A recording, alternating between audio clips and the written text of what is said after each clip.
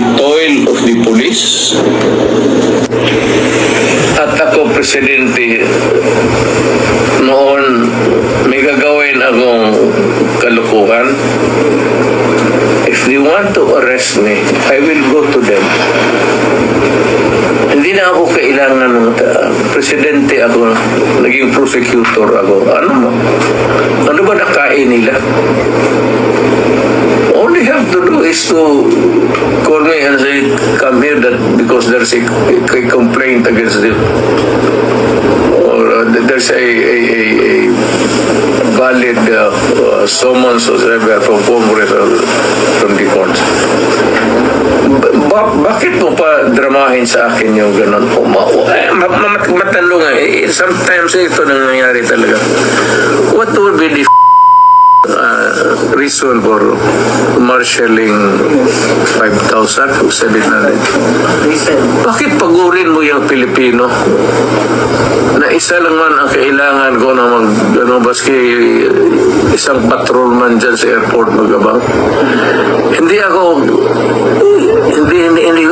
kayo maglaro ng patago-tago dyan. Naging Presidente ako.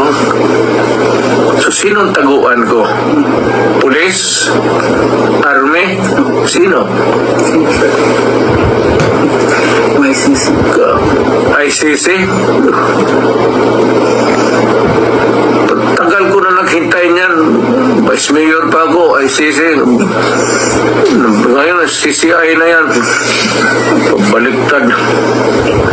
Hindi ko kayo hinahamon, pero you have been doing it, fucking on it for a long time. Can you just please try once more? This time with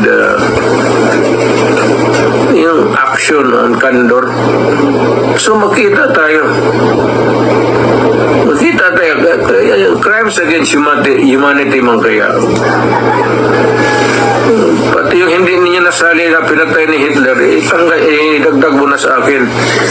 Yung nakalimutan ninyo na listahan ko. Or the unsolved massacres around the world. Charge it on me because isang impierno lang ito.